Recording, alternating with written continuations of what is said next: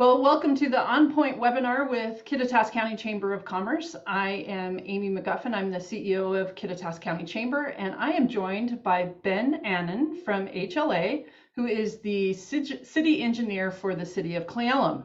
And welcome, Ben. Great, thanks, Amy. Pleasure to be here this morning. Yes, I appreciate you coming because we are going to talk all about the city of Cle Elum and some projects that are coming about. We're really excited. I think we had chamber chatter on Friday. We kind of went over the full project with those that were in attendance, but now we get to kind of look at the phase 2, right? Am I right? Phase 2? Phase 2's done. Phase 3A and 3B are almost done, and phase 3C is the one that's starting this upcoming summer. Oh, wow. So phase 3C. And let's just kind of talk a little bit about what is that part of the construction and what kind of businesses are going to be affected, and then what the timeline is, just for those that might be attending later with us. Sure. So phase 3A and 3B, that's the one that the construction was primarily completed last summer.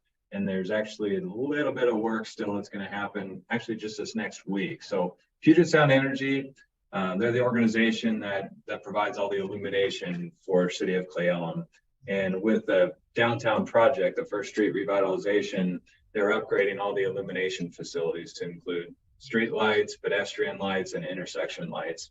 Unfortunately, with the state of the economy currently, the long lead times on all things illumination, instead of it being 6 to 8 weeks like it was historically, it's 9 to 12 months now. And so there's this lead time that you've got to factor into all projects. That said, there's basically been a suspension, a pause on the 3A, 3B project over the winter months.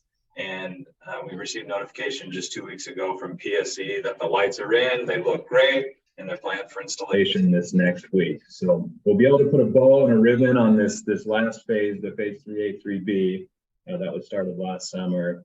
And we're certainly excited now to start with the 3C project here in May. So that contract was just awarded this last Monday night to Ascent, which is a local contractor. I know the council was really excited about that. In public works contracting, you've always got to award the contract to the lowest bidder. You can't select which of the 7 or 8 bids you want to go with that contractor. As long as they're responsible and responsive, you've got to go with the low bid. So a lot of times, you may have a contractor that's from the west side or from the Keene area, from Yakima. It's been pretty rare to get a contractor that's actually located in Cle Elum. So everybody's really excited about Ascent being the low bidder and the contractor on this phase.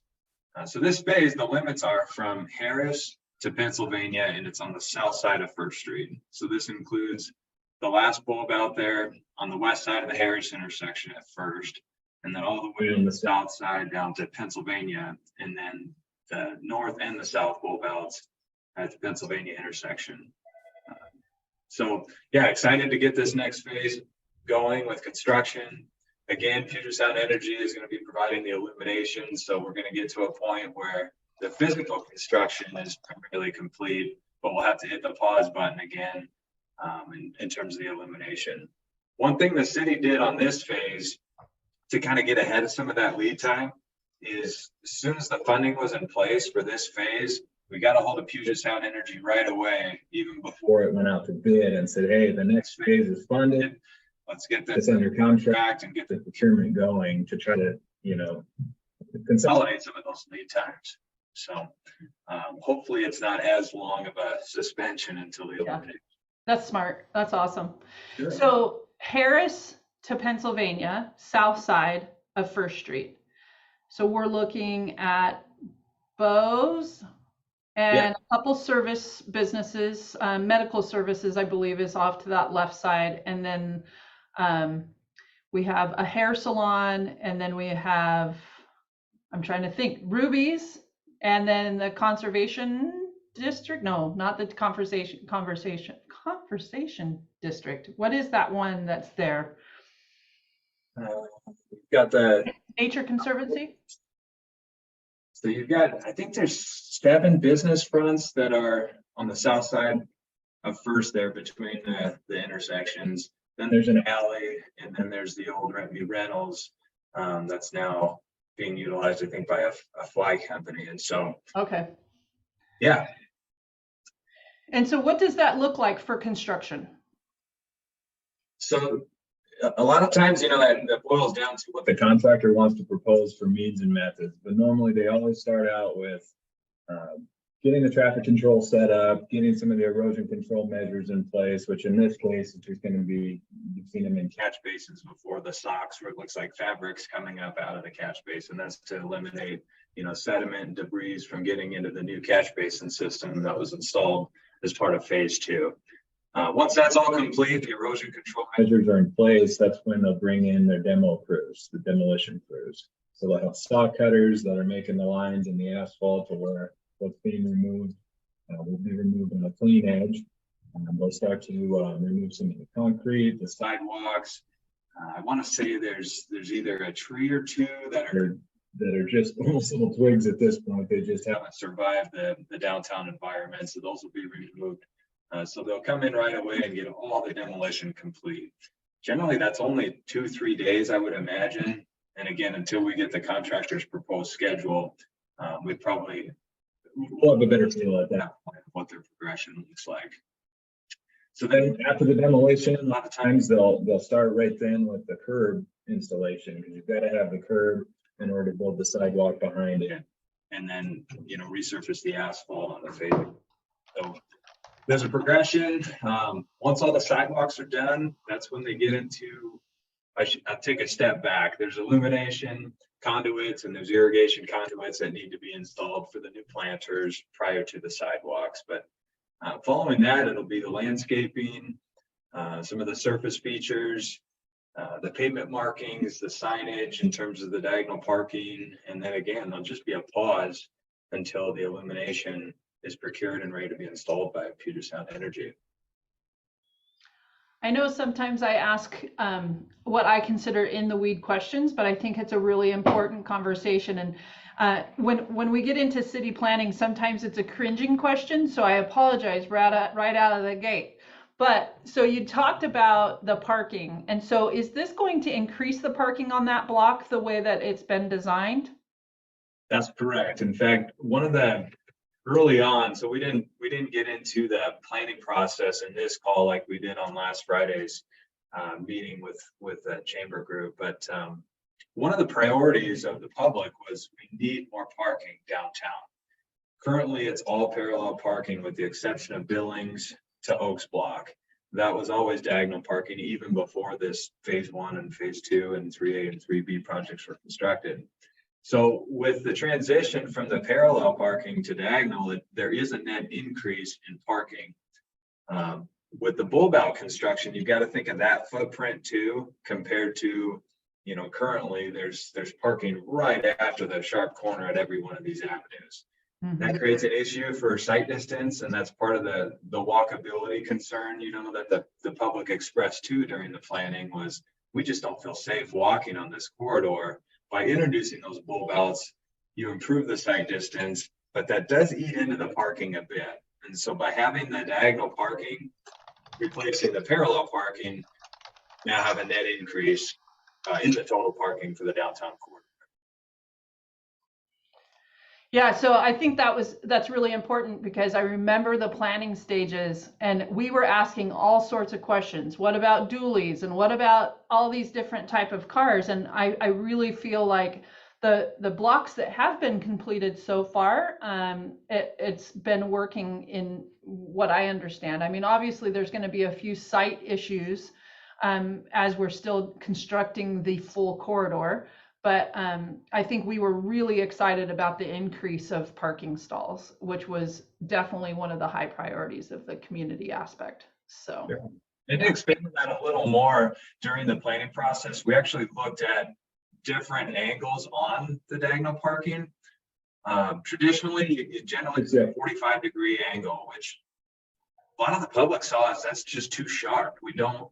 Getting in and out of that spot, especially backing onto First Street at a 45, that's just too sharp of an angle.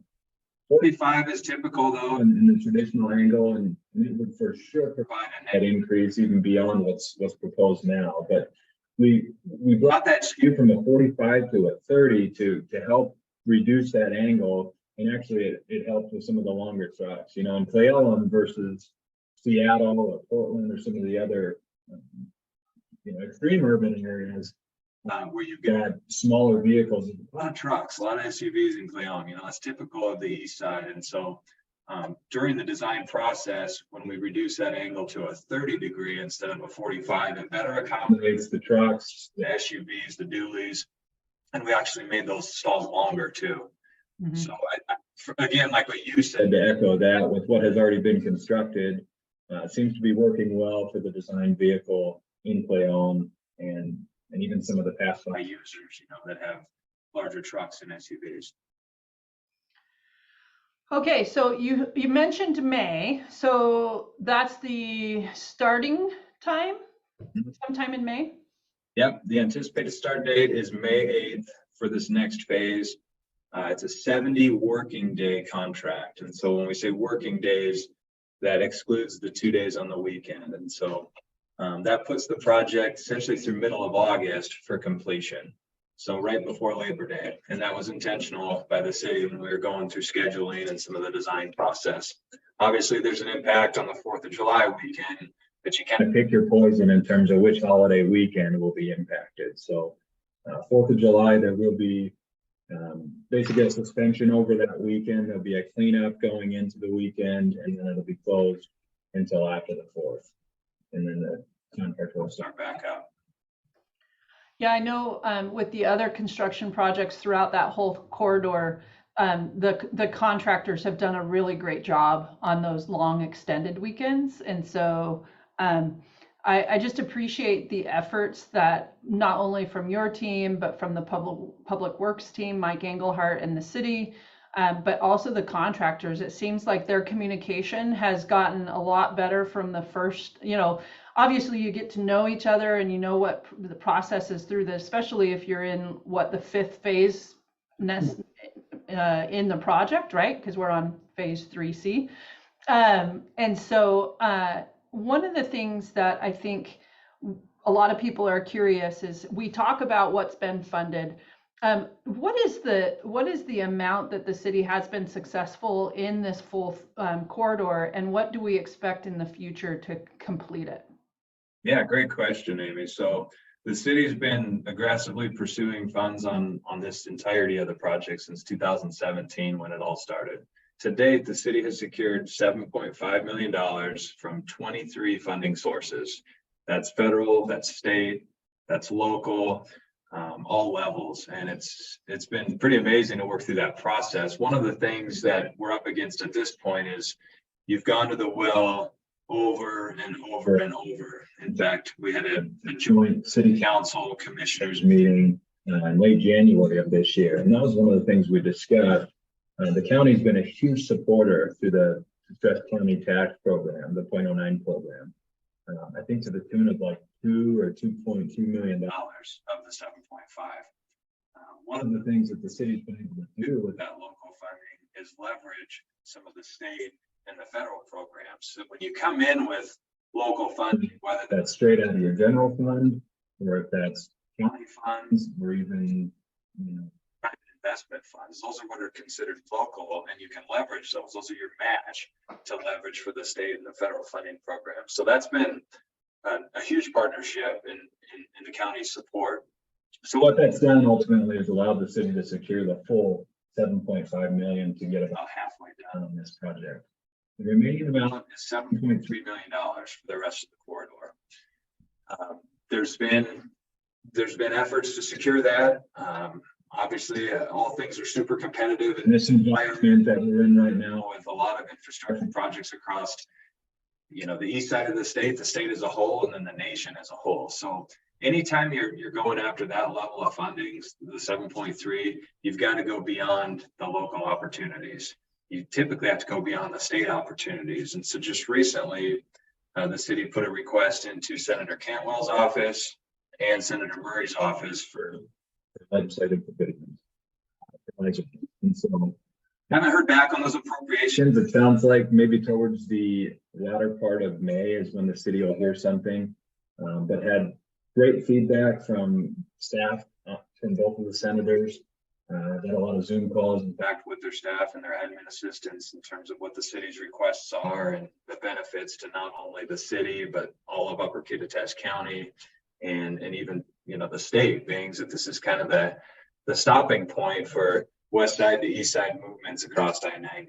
So 2 requests into the senators, and then actually the city just submitted a raise application. It's a federal funding program. President Biden put out, it's a, the top of my head, I can't tell you the dollar amount, but it's billions of dollars across the nation for RAISE, which stands for Reinvesting in America's Infrastructure with Sustainability and Equity. The city's project, it hits all things that the RAISE program is after in terms of economic revitalization, means that the city has income levels that are in the lower half of the state. It really hits on all the things. And then repurposing a downtown from an old vehicle-centric corridor, being that it was the state route before I-90, but really looking at it from an equity standpoint, where now you're looking at pedestrians with a heavy emphasis, bikes, vehicles, transit. There's some bus stops incorporated into the downtown as well. So we're certainly hopeful for the RAISE application to gain some traction and support at the national level. And really that would allow the city to get this thing done once and for all in one final phase, instead of having a phase 3 D, E, F. Yeah. That's been the strategy, because that's where the funds have allowed the city to take it to. But it is a little bit inefficient to do that, because you're paying a higher price for each of the projects when you have such small quantities of sidewalk and asphalt and pipe. You pay a premium for that. So I think everybody's hopeful that these grant opportunities that the city's gotten aggressive towards come to fruition.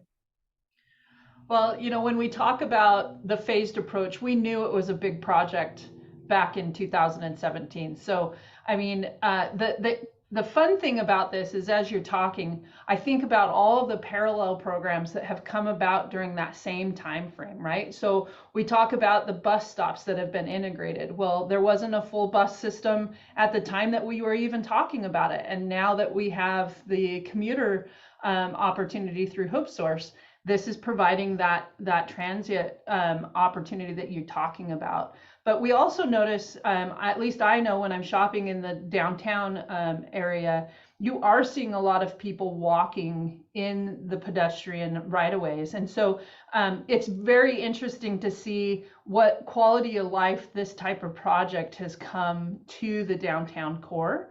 I know when we were first having public meetings about this and town hall meetings on this, a lot of people were really concerned, but you had to have that vision. We knew it was going to take a long time to get this. And I guess my point of this is, isn't it interesting how timing has come about, right? We had the COVID years, and you talked about this on Friday, right? Like one of the larger part of the projects was during a time that it was shut down. And that's where most of the concerns were what is the construction going to do to traffic flow? How is this going to affect businesses? But it happened during the COVID years. And it was like, aha, this is great, right? You were kind of talking about that on Friday.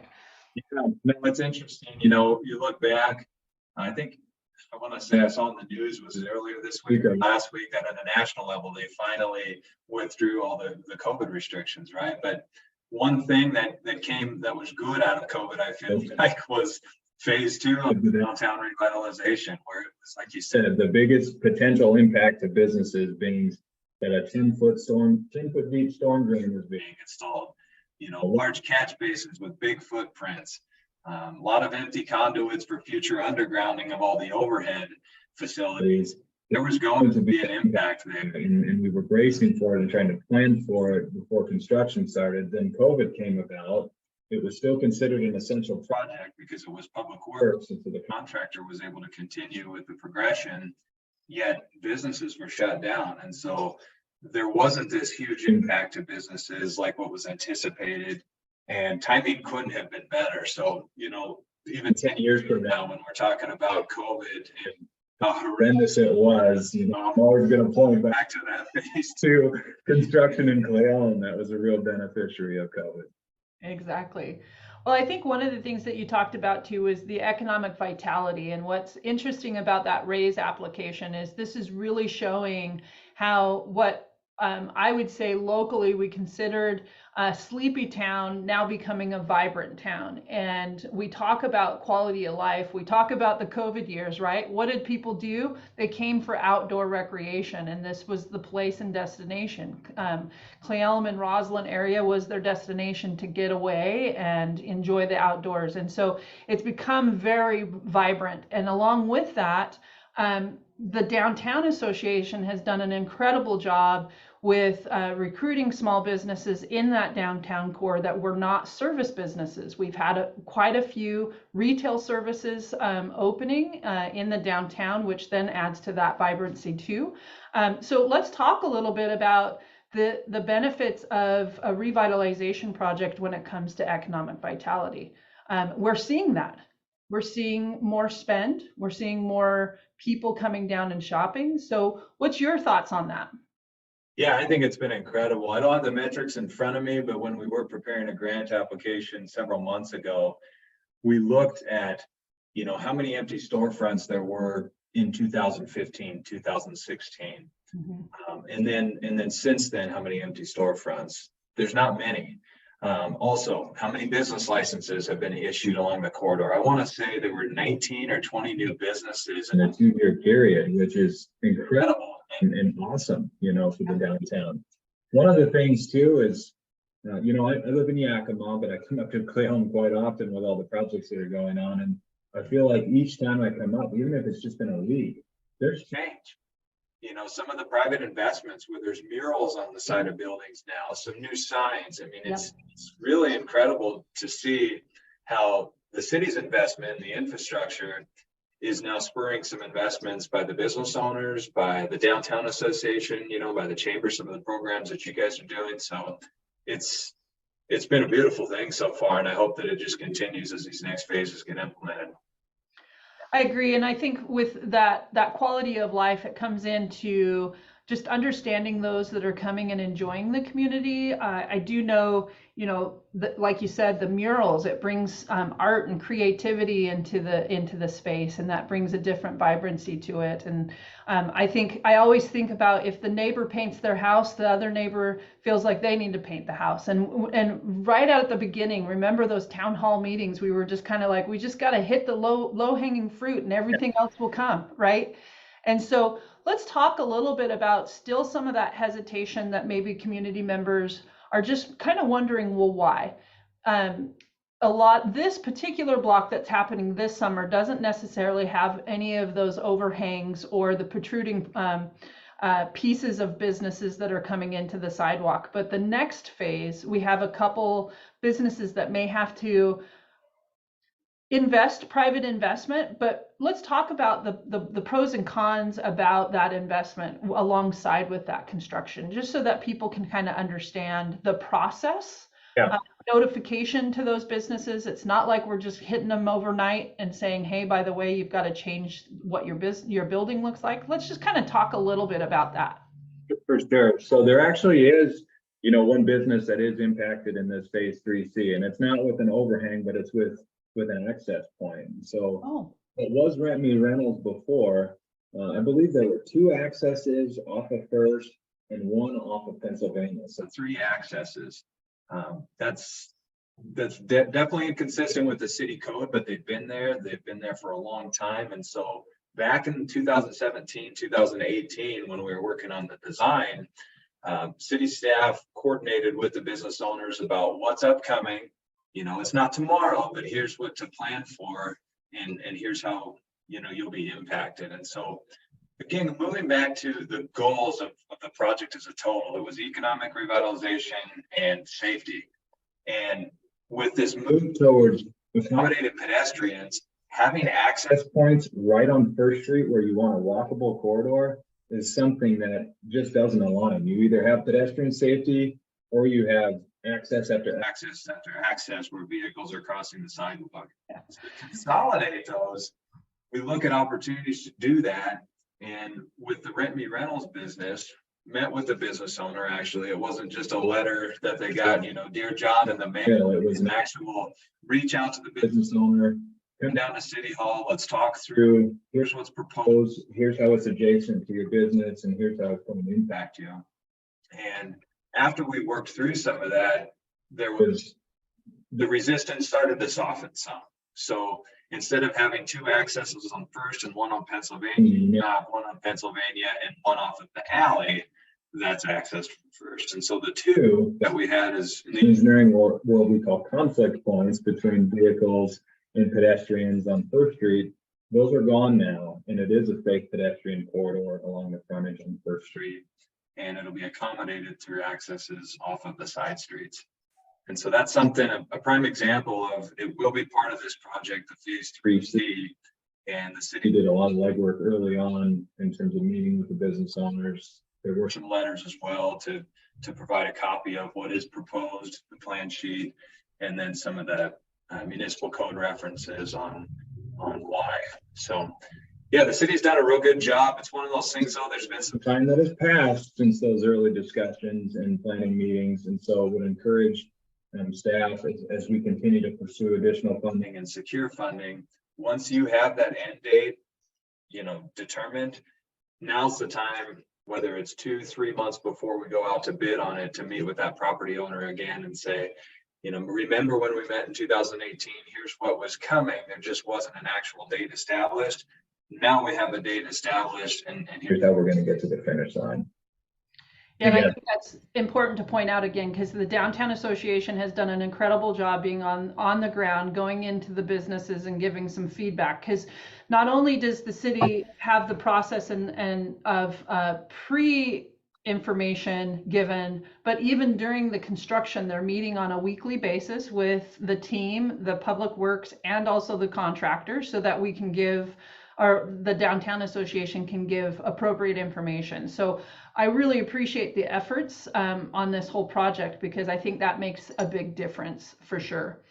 You mentioned about the alleyway, and so I'm assuming the alleyway that you're talking about is what could be construed as Cavallini's parking lot, but there is a portion of alley access in that parking lot that's what you're talking about, right? It's that alleyway access in between Cavallini's parking lot and the fence line of the Rent Me Rentals?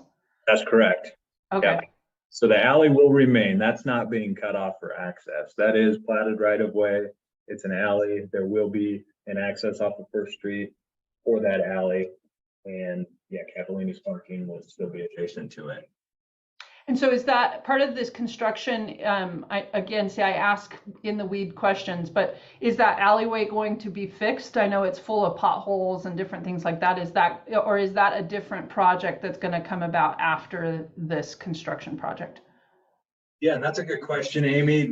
There's always a starting point and ending point, right, on all projects. And so with this being the First Street corridor, we are pretty limited on how far north and south we can go off of the First Street corridor. And so we do have plans to improve that alley just to where the proposed access is planned for Rent Me Rentals, or what was Rent Me Rentals. And so there will be a portion of it that's improved, but in terms of all the way south and then where it heads to the east, that'll all be remaining as gravel.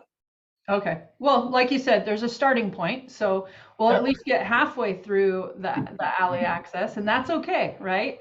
We're starting somewhere. One of the things that I really like to focus on is, as we improve this corridor, it's important to point out that this corridor project does not include the street improvements, because that is a different agency ownership. And I think a lot of people kind of mix those two in of, well, why didn't the crack seals get sealed on the main road, and why didn't this go on? So let's just kind of talk about that relationship between WSDOT, who is the management agency of the actual, is that 903 considered 903? And the project that the city is managing. Sure. Yeah, so it's an interesting relationship. So the State Department of Transportation, they retain management from curb to curb of State Route 903, which goes straight through town, goes north on Oaks, and then it continues west on Second, all the way up to the schools and into Roslyn. And so that still remains as a state route, even though Interstate 90 is there now and is the main movement for east to west.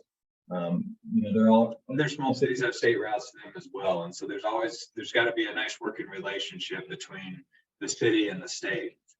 One of the things that actually prompted the phase 2 project, which let's think back again to phase 2, it was everything underground, right? The storm drain, the conduits for the overhead to underground conversion, getting everything that was crossing First Street in terms of underground, getting that done and accomplished so the state could come through and resurface 903. Mm-hmm. In 17, I believe that the schedule to resurface SR 903 was 2020. Well, here we are in 2023. It hasn't been resurfaced, but the state hasn't just gone rogue either. The state does a fabulous job in communicating. We work hand in hand with the South Central region, and they've advised that Olympia has a change in priorities and that it's still on the schedule, but at this rate, I think it's either 2027 or 28 that 903 will be resurfaced. Well, credit to the city and Public Works. Mike Engelhardt, as a Public Works Director, called the South Central region and said, hey, you keep pushing back my resurfacing on 903. Can we do anything about these cracks in the interim to help us get to that 27, 28 year for the resurfacing? And with that call, the state responded and said, certainly we're going to get you on the schedule for crack sealing. I believe that's slated to happen this summer already, which again, it's communicating, right? Communication always wins. And when you fail to do it, it seems that failure occurs. And so I credit the city for that and reaching out to the South Central region, making sure that the crack sealing happens to extend the life of what's currently there with the state route. But long term, that's what we're all looking forward to is once the sidewalks are done and the landscaping's in, when is the actual street going to be improved permanently? And that's right now, I think, slated for 27 and 28. So in a perfect world, the rest of the funding for phase 3 in terms of the sidewalks and the revitalization happens first, and then DOT comes in and does the resurfacing and puts the icing on the cake. Yes, I remember that scene in Cars, when I can't even remember the characters, but they had to do the asphalt project. And do you remember how they just celebrated? I feel like 27, 28 will be our year of celebration, because I'm really hopeful that the grants that you're going after is going to finish the full corridor, and then we can get that paved, and wow, it's just going to look really, really good. We talk about summer plans and these phased approaches, and then, a lot of the times the concern in the town hall meetings were snow removal. And so let's just kind of talk a little bit so we can kind of look at the full year. I know during our chamber chatter with yourself and Mike Engelhardt on Friday, it looks like it's those conversations that Mike is doing as the Public Works Director, that he is also doing horizon thought process of snow removal, especially with the new berms and some different things like that. So can we kind of just talk a little bit about the planning for all year weather related? Sure. So snow removal, it's always been a point of contention in Cle Elum, and it's difficult because we don't just have, like on other streets where it's city, property owner. On First Street, we have city, state, property owner. And so typically the state comes through first and blades everything off of the actual asphalt in the parking lots, because that's where their jurisdiction is from curb to curb. And so they'll push all the snow into the parking lane. From there, now the city gets to take care of all of that snow in the parking lane. And so Mike's crews, Public Works has done a fabulous job in terms of getting that snow off of the parking areas to at least allow parking to the businesses. And they've been using the railroad corridor to store a lot of that snow. In fact, it wasn't this last winter, but the winter before, I think we had another mountain range on Railroad Street to compete with the Cascades, because there was so much snow along Railroad Street. But yeah, there's the business owner or the property owner, where you're responsible for snow removal on the sidewalks. And so there's got to be this communication and collaboration between the three entities. I know Mike's got a couple different proposals that he's considering, working with the Downtown Association and then ultimately with the city council on.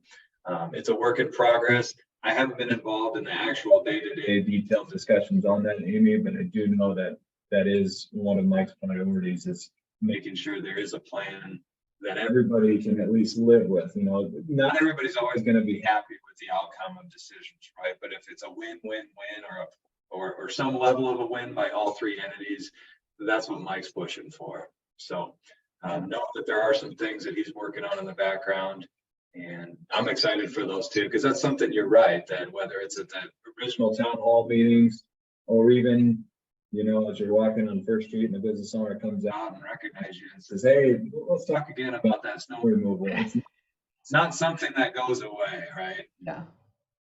Yeah.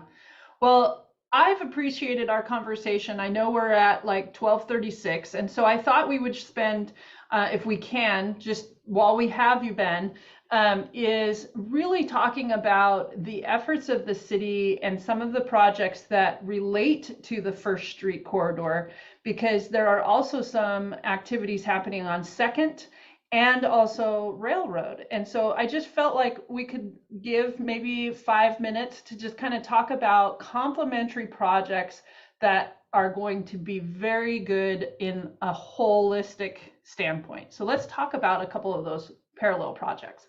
Yeah, you bet. So let's start with Second Street. So I want to say again, about that same time frame when the downtown revitalization planning started was 2017. We were actually working with the city on a pedestrian and bike plan at the same time, and it was citywide. We had a lot of good public feedback because we had some public forums specific to pedestrian and bike safety outside of the public forums that we had for the First Street project. And one of the takeaways from that, one of the biggest things we heard from the public was progress pathway is fantastic, but it just stops.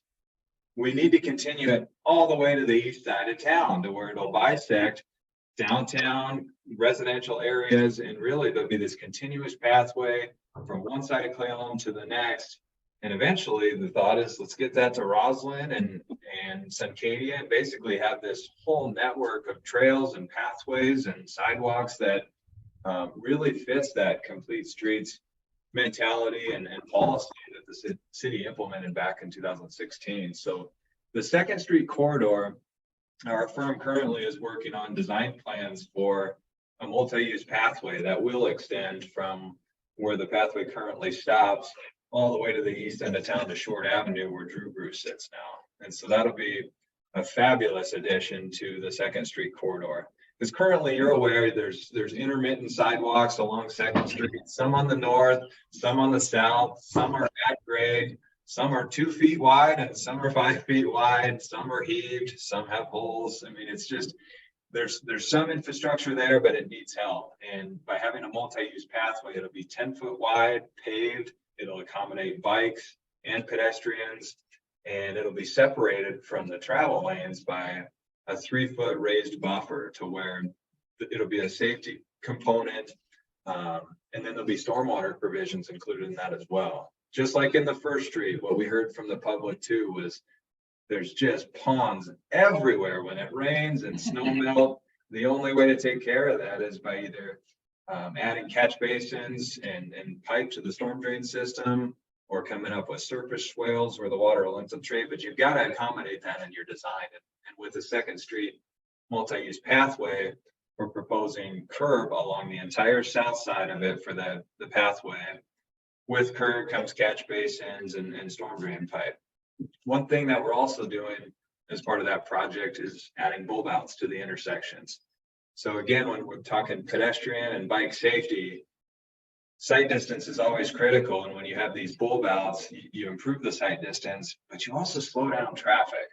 And that's one thing we heard a lot on Second Street too, was people just fly through the Second Street corridor. Mm-hmm. And so a lot of times to influence that, you implement traffic calming measures. One of the most effective things you could do is squish down that drivable area to where it forces people to slow down. And by introducing bulb outs, you're doing that. You're constricting the travel lane widths. They still meet you know, absolute minimums and then some, but it's just not this 16, 18-foot wide lane that just doesn't force you to slow down at all. So really excited about the Second Street pathway. That's going to open up a lot of continuity between, you know, different areas within the city, but also, you know, to the schools and to Roslyn, to Sancadia. There'll be a lot more continuity, not just for vehicles anymore, but for pedestrians and bikes. So it's design only at this point. We're continually looking for construction funding, but having the design plans done, the specifications done, and on the shelf, including the environmental, that's another one too, that when these grant opportunities come up and you can tell the funding agency, here's our finished package, we're ready to go in a month. You're awarded the funding, not the project that says, well, it's an idea. You still have to work through environmental and we need to design it and we'll be ready to build it in 2 or 3 years. You're in a lot better situation by having design plans and spec shovel ready. Yes. And then you mentioned railroad. So on the other side of First Street, on the south side, you know, with First Street being a state route, and with state routes come not only vehicles, but 18-wheelers, you know, commercial trucks. To make this a true walkable corridor, got to work towards getting 18-wheelers and commercial trucks off of First Street. And so there's been a concept for some time about improving Railroad Street. And that's something that the city has in the pedestrian safety plan to improve Railroad Street. It's also in the transportation improvement plan, but it'll be essentially establishing a freight route on Railroad Street to where it'll bypass the First Street corridor. In fact, just last week, one of the representatives at the Department of Transportation here in the South Central region called and said, hey, Ben, I've got a presentation to the Transportation Commission on Friday. Can you get me some exhibits on what that Railroad Street freight corridor looks like so I can present it to the Transportation Commission in Olympia? And so, you know, some of the planning efforts that have been done in the past, those don't just collect dust on the shelf. They do keep the folks that, the decision makers, the folks that have the funding programs, it is on their radar. And when things like this do come up, you've got the materials already available to present it to some of the funding folks. So yeah, that's 2 of the parallel projects. There's a lot of other projects, capital projects going on in Cle Elum too. You know, we've got the new signal up at Safeway Hill that, in fact, the electrician was up there just today erecting the signal poles. And so that one's making progress. We've also got the water main. I know we're talking transportation primarily, but the water main, the backbone of the city's water system, is also down 2nd Street. So parallel to the pathway we were talking about, there's a water main that serves all of downtown Cle Elum, the residential areas downtown. And that's one that is an antiquated water system. It's one of the originals. And Mike Martin crews have had lots of band-aids on that water, lots of repair bans. And so we're currently designing that. The city did receive construction funding to actually implement the design plans and replace that water main. Working through that agreement with the Public Works Board currently. And so the hope is to actually build that project this upcoming winter. So that way, at least one of the water main components that is problematic and Public Works continues to have to put band-aids on, we can finally put that and say, all right, there's another 80 to 100 years service life on this. And we can be confident that there's not going to be anything catastrophic with a water main system break. Yeah, a lot to these projects for sure, but we really appreciate HLA and you, Ben, for just being there with us. I know you've been part of this process for quite some time with the city of Cle Elum, and so you have the history and the backstories, and we just really appreciate everything that you've done for the city of Cle Elum. Well, we're at 12:45. Is there anything else you want to talk about? Otherwise, we are almost done. So, I mean, we could probably talk for hours if we wanted to. There's so many great things happening in Cle Elum. The last couple of years, there's been an extraordinary amount of growth, both, you know, businesses and residential and tourism and recreation. Folks are starting to understand outside of just Kittitas County how wonderful the Cle Elum area is and how much there is to do. And it's been fun to see some of that growth. Growth can be difficult sometimes, but It's also inevitable, and it's just how you manage it. And the city's got a lot of good things ahead. Just excited to be, part of all these opportunities. And Amy, I want to just congratulate you and the chamber too. You guys have been a huge part of this Cle Elum success. Whether it's on smaller projects and grant development, but also with just the communications. It's one of the things with the chamber and the downtown association. The city tries to do their best in terms of communicating, with business owners and people, but without the entire team, it's not going to happen. And so, like you mentioned earlier about, contractor communications and being able to communicate with business owners, I can't think in 15 years in another project or another client where I've had a downtown director sit in on every construction meeting to understand what's coming up the next week, the next 3 weeks, ask questions, not being afraid to ask the questions. They're not in our industry and they don't understand all the technical things, but asking those questions so they can communicate back to business owners that may not have the deep understanding of civil construction either. So that's one thing I applaud your organization and the Downtown Association for just wanting to be involved and wanting to over communicate, because communication always wins. And when we fail to communicate, we all go down, right? So yeah, I want to just say how thankful I am of your involvement too in all the city projects, and really excited to continue to work together. Well, thank you very much. Well, again, Ben Annan with HLA, and we were here on Point webinar with the Chamber of Commerce talking about City of Cle Elum, First Street Corridor, plus more projects that are happening. So thank you again, Ben. I appreciate you being here with us today. Thanks, Amy. Take care. Bye-bye.